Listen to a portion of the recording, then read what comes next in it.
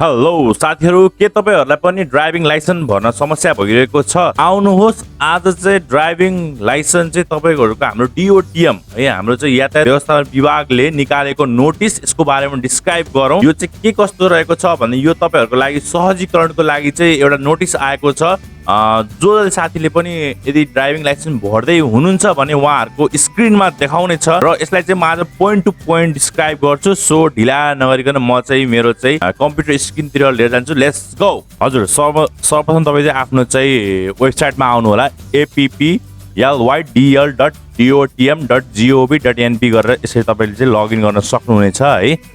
त्यसपछि तपाईहरुको चाहिँ यहाँ एप्लिकेसन लगइन र त्यसपछि यहाँ पासवर्ड हाल्नु पर्ने हुन्छ।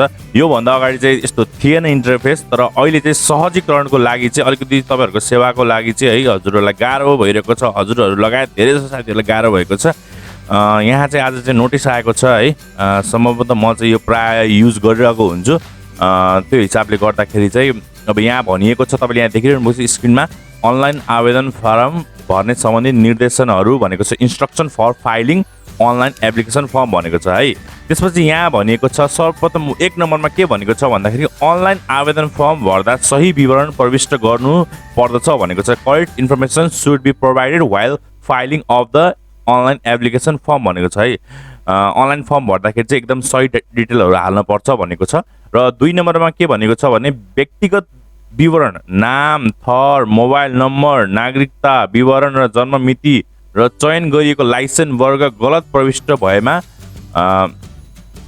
फारम रद्द हुनेछ भनेको छ है। The submitted form will be cancel if the person detail, names, your name, mobile number, citizenship detail and date of birth and licence category are not found incorrect भनेको छ है। तपाईँले चाहिँ यदि तपाईँले नाम बिग्रिनु भयो अथवा तपाईँले नाम, थर, मोबाइल नम्बर होइन, नागरिकता विवरण अनि जन्ममितिहरू बिगार्नु भयो भने त्यो चाहिँ फर्म रद्द हुन्छ भनेको छ है। बी अलर्ट है गाइज। त्यसपछि 3 नम्बरमा के भनेको छ भन्दाखेरि चाहिँ पहिचान कागजहरूको मूल स्क्यान गरिएको प्रतिलिपि अपलोड गर्नुपर्छ। Original scan copy of identify document must be uploaded भनेको छ। यदि तपाईँले नागरिकता अपलोड गर्दै हुनुहुन्छ अथवा तपाईँले चाहिँ ड्राइभिङ लाइसेन्स चाहिँ थप क्याटेगोरीमा अपलोड गर्दै हुनुहुन्छ भने चाहिँ तपाईँले चाहिँ ओरिजिनल हाल्नुपर्छ है। तपाईँले चाहिँ बाइचान्स फोटोकपी गरेर हाल्नुभयो भने अलि यसले मान्यता हुन्न भनेको छ यो नोटिस अनुसार। त्यसपछि 4 नम्बरमा रहेको छ बायोमेट्रिक छुटेको खण्डमा पुरानो बायोमेट्रिक दिनको मितिबाट 15 दिन पछि मात्र पुनः अनलाइन आवेदन दिन सकिन्छ। If the visited date for biometric is missed, the application can be resubmitted only after 15 days from the old biometric visited भनेको छ। यदि तपाईँको चाहिँ बायोमेट्रिक छुटेको छ है, जस्तै तपाईँको 15 दिन पछि मात्रै तपाईँले चाहिँ फेरि तपाईँले अनलाइन एप्लिकेसन दिन सक्नुहुन्छ भनेको छ है। त्यसपछि 5 नम्बरमा रहेको छ 2 पाङ्ग्रे सवारी है, A/K साना गाडी B र अन्य सवारीका लागि उमेर क्रमशः 16, 18, 21 वर्ष पुरा भएको हुनुपर्छ। Age for 2 wheeler A/K small vehicle B and other vehicle should be 16, 18 र 21 रेस्पेक्टिभली हुनुपर्छ भनेको छ। यो चाहिँ तपाईँले बुझ्नुभयो नै होला। उमेरको म्याद हद 2 पाङ्ग्रेको लागि A र K को लागि चाहिँ अब 16, 18 है, साना गाडी B को लागि चाहिँ 21 भनेको छ है, 18, 21 क्रमशः भनेको छ है। त्यसपछि 6 नम्बर रहेको छ, यहाँ चाहिँ अलिकति लामो नोटिस रहेको छ, मैले यो तपाईँलाई पढ्न चाहन्छु। सार्वजनिक बिदा बाहेक प्रत्येक आइतबार, सोमबार, मङ्गलबार र बुधबारका दिन नयाँ सवारी चालक अनुमति पत्रका लागि यातायात व्यवस्था कार्यालय, यातायात व्यवस्था सेवा कार्यालयमा विवरण रुजु सहित निवेदनको बायोमेट्रिक लिने गरिएको छ। व्यवस्थित रूपमा बायोमेट्रिक दिन पाउनका लागि उक्त कार्यालयमा अनलाइन कोटा प्रणाली लागू गरिएको छ। यहाँ के भनेको छ भन्दाखेरि आइतबार, सोमबार, मङ्गलबार र बुधबार चाहिँ नयाँ सवारी चालक, नयाँ ड्राइभिङ लाइसेन्सको लागि चाहिँ तपाईँहरूको अफिसमा चाहिँ विवरण रुजु सहित निवेदनको बायोमेट्रिक दिन्छ भनेको। जस्तै आइतबार, सोमबार, मङ्गलबार, बुधबार चाहिँ बायोमेट्रिक दिन्छ है। त्यसपछि उता त्यसको लागि चाहिँ तपाईँको कोटा छ भनेको है। अनि निवेदकले प्रत्येक दिनको 15औं दिनभित्र आफूले चाहेको मिति र कार्यालयमा कोटा उपलब्ध भएमा अनलाइन आवेदन दिन सक्नेछन्। प्रत्येक 16औं दिनमा का लागि नयाँ आवेदन फारम बिहान 7 बजेदेखि खुल्ला हुनेछ र कोटा नसकेसम्म 24 घण्टा अनलाइन आवेदन दिन सक्छन् भनेको छ है।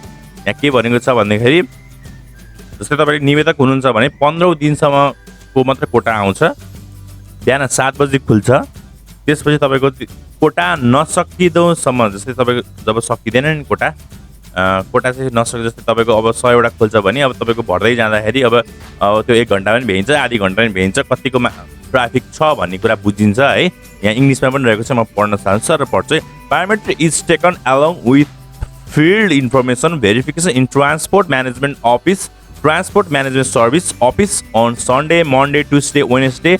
Online quota system is applied in this office to verify detail and take biometric of applicants. Systematically, quota is available for each 15 days, and an applicant can fill form on selected office and date. The application form will open for each 16 day at 7 a.m. An applicant can apply the form online for 24 hours till quota is not zero भनेको छ है। त्यसपछि 7औं number रहेको छ यातायात व्यवस्था कार्यालय, यातायात व्यवस्था सेवा कार्यालय उपलब्ध कोटा हेर्न कोटाजमा क्लिक गर्नुहोस् भनेको छ। Click quotas to see available office for each TMO/TMSO भनेको छ। तपाईँले यहाँ देखिरहनु भएको छ कोटाज भनेर, यसमा तपाईँले राइट क्लिक गरेर सिधै क्लिक गर्यो भने हुन्छ, तर कहिलेकाहीँ चाहिँ यही आफ्नै चाहिँ तपाईँहरूको स्क्रिनमा चाहिँ लोड हुन्छ, त्यही भएर यो पढ्न पाउनु भनेर मैले चाहिँ त्यो हिसाबले गर्दा नयाँ गरेको छु।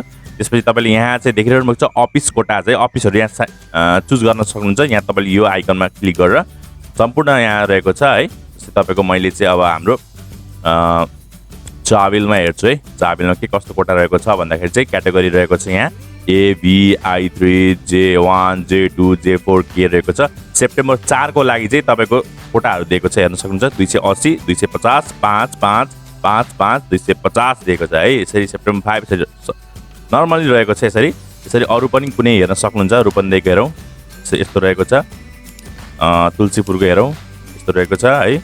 अब तपाईँको अरू ठाउँको नि हेर्न सक्नुहुन्छ। अब झापाको हेरौँ यस्तो रहेको छ। यसलाई मैले फेरि अर्कोमा जान चाहेँ। यो सम्बन्धित 7 नम्बर पोइन्ट हामी सकियो है।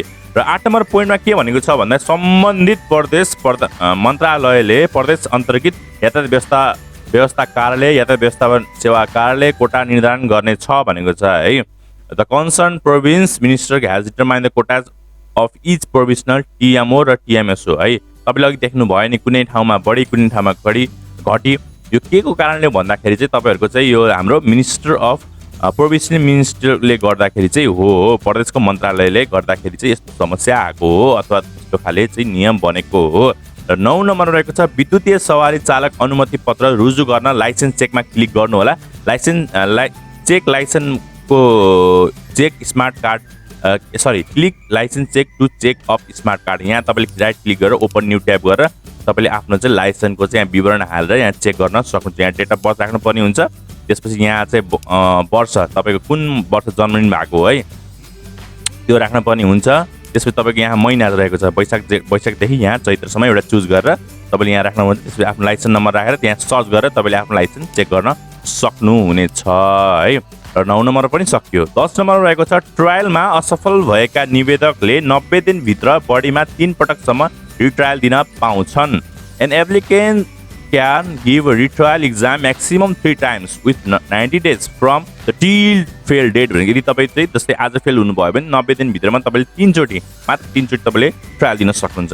र 11 नम्बर रहेको छ आफ्नो विद्युतीय स्मार्ट कार्ड सवारी चालक अनुमति पत्र छपाई भए वा नभएको जानकारी पनि सर्च लाइसेन्स क्लिक गरी सो बारे जानकारी प्राप्त गर्न सकिन्छ। Access search licence to check a card whether your smart card driving licence is printed or not है। तपाईँको यदि लाइसेन्स चेक प्रिन्ट भएको छ कि छैन भने तपाईँले यहाँ सिधै यहाँ पनि गएर सिधै यसरी हेर्न सक्नुहुन्छ भनेको छ। ड्राइभिङ लाइसेन्स यदि प्रिन्ट भएको छ कि छैन भनेर है तपाईँले यहाँ सिम्पली नाम र ड्राइभिङ लाइसेन्स नम्बर हालेर यहाँ चेक स्ट्याटस गर्न सक्नुहुनेछ। र साथीहरू आजको यो भिडियोमा यति मात्रै। साथीहरू यो भिडियो हजुरलाई कस्तो लाग्यो? यदि राम्रो लाग्छ भने पक्कै पनि लाइक र सेयर गर्दैन। यस्तै भिडियो हेर्न मन छ भने हाम्रो यस युट्युब च्यानल सब्सक्राइब गर्नु होला। र यस सम्बन्धी यो भिडियो रिलेटेड केही सम्बन्धी तपाईँलाई टिका टिप्पणी छ अथवा हाम्रो कमजोरी केही छ भने हाम्रो त्यहाँ आउन दिन तपाईँले कमेन्ट बक्समा कमेन्ट गर्न सक्नुहुनेछ।